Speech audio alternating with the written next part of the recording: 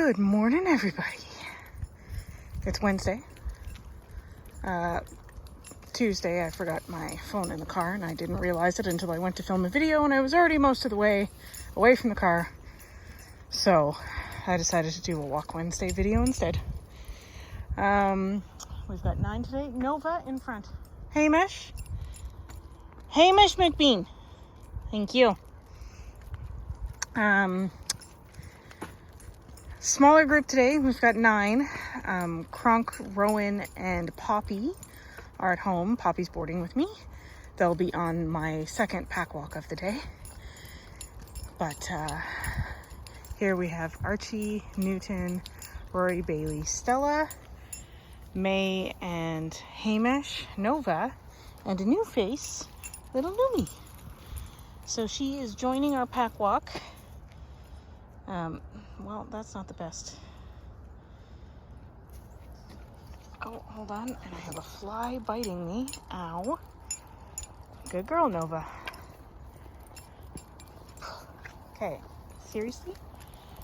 No bugs all season being attacked while I'm filming a video, obviously. Okay, ooh, bounce, bounce. All right, so yes, this is Lumi. Hold on, let's see if we can get... Hi. She's a Westie. And we're working on her first week. So usually the first week, depending on the dog, with puppies, what I do is I do neighborhood walks for the first week, just to like help us get to know each other with minimal distractions before I throw them into trial by fire here. Hey Mesh, whatever you're hunting, no. Thank you. Lumi sort of skipped that step. She's an older dog and she's been on pack walk before. Hey Mesh. No, you can go in front. That was really rude.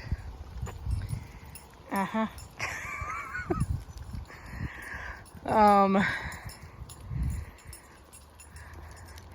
Yeah, so because she's sort of like, she's got the basics down. Of course, everyone runs their pack walk a little different, so I'll still run her through certain parts of the training, which right now is being attached to me, walking on leash. And I'm not asking for anything other than, okay, hold on, please hold while I murder this mosquito. Sorry, that one had been chasing me for a while. Okay, you're the one who tied me up. If you want to go on that side, you have to go around. There you go. Good girl. Yeah, so I'm not asking anything from her other than not pulling on leash and not tangling me on the leash. I'm letting her just sort of watch and absorb. She said hi to a couple of the dogs. The other thing that's really important at this stage of training is for the dogs to understand that when they're sort of in this zone around me, that there's no sniffing, there's no playing, there's no nothing. It's like, it's the safe zone. And all of them know that. Hamish, get a move on. All of them know that, right? So if ever on walk they feel uncomfortable, or you can see they're a little overwhelmed, or they're just tired and they don't want to deal with anybody, they start to form up around me.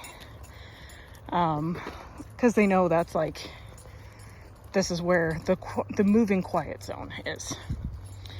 And especially dogs that are on leash with me here, like there's no engagement with them because they're on leash, right? Nova in front. Hamish. Now, this is the first day that Hamish is this interested in her, which is interesting.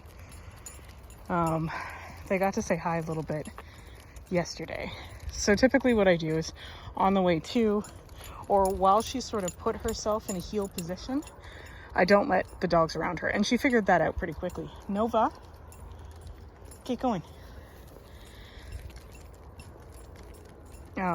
And you can tell, like, even though she has been on pack walk before, this is a whole set of new dogs, right? So anytime she just wants to be chill and observe,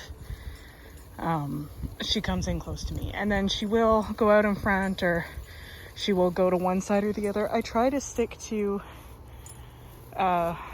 sort of this side going up and that side coming back, just so that she can smell and interact with both sides if she wants to. Though she has a tendency to do this, which is walk away from whichever grass. So here she's actively saying hi to him, and now he's like, no, the time has passed. They'll figure it out. Bailey.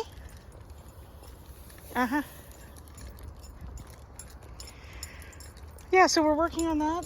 We started working on out a little bit. Are we gonna? No, that is so Hamish, you're being something in particular. Okay, let's go. Thank you.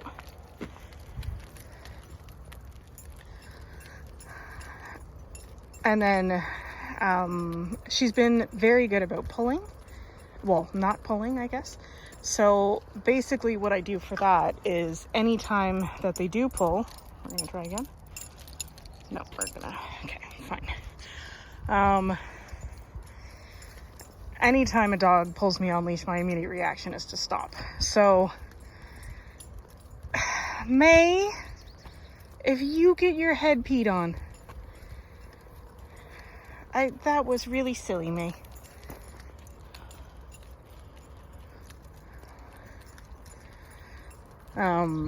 Bailey, thank you.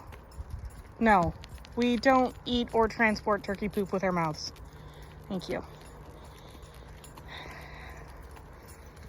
It's just a lace, kids. Come on. I go right by snakes, but if it's a shoelace, oh my God. Yeah, you can tell something has been happening at the straight road lately because there's lots of engaging smells according to everybody. Bailey. Thank you, honey.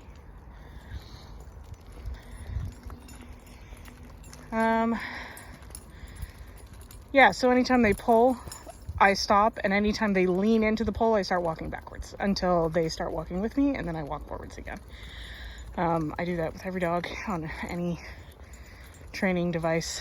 On pack walk specifically, I use slip leashes, and that's purely a safety thing, is if a dog panics and tries to slip their leash, they can't get out of a slip leash. Hamish, no, I don't trust you.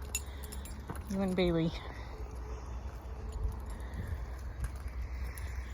Nova in front, please.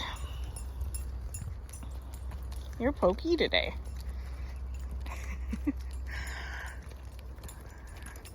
And I do that however many times it takes. And with terriers specifically, it takes longer. Breeds that are more stubborn, it's longer. But it's an important thing to sort of establish which end of the leash is in charge. And when you're running a pack of several dogs, it's important that each and every one of those dogs knows that you're the final say in things. And like, as you can see, once we go through all this with everybody, we have good freedom.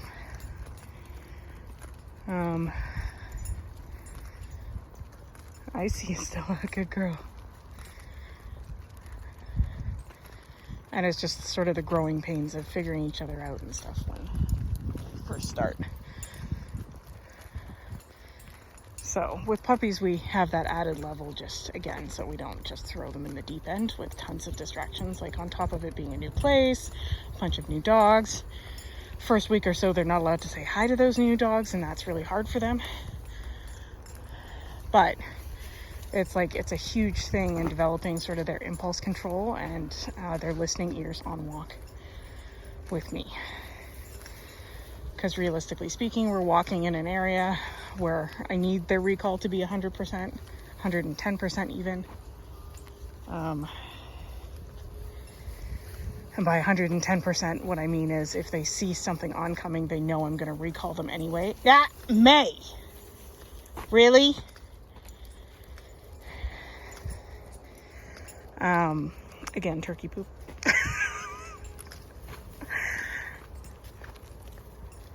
And Nova, I can see you. Just spit it out. Funny kid.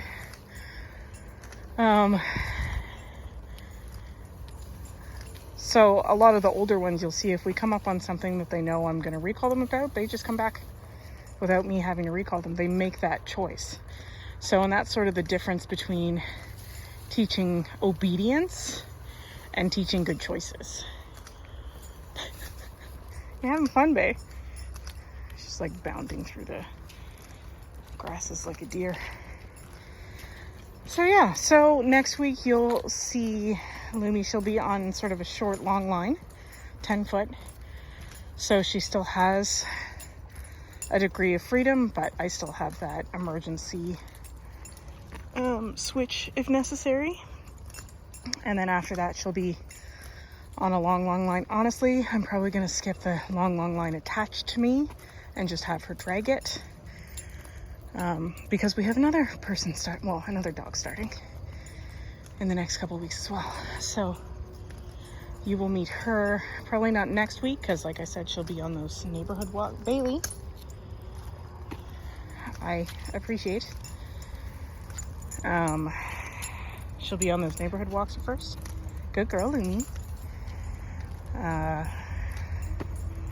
And then we'll just run her through the same process. So you'll see two back-to-back, and different, right? Because a 7-year-old dog versus a puppy, and what that looks like. Okay, so apparently I've talked over time. Go me. Sorry, every time I hear May behind me, I'd say like loosen my knees and sort of pay attention. I've been knocked over by large dogs too many times to not be alert when that happens. Okay, so as always, if you have any questions about this or any other video, you know what to do. If you have a second to like, comment, and or subscribe, it's so appreciated. Thank you so much. And I hope you guys are having an amazing day, and we'll talk to you soon. Bye, Lumi. Good girl. Cheers.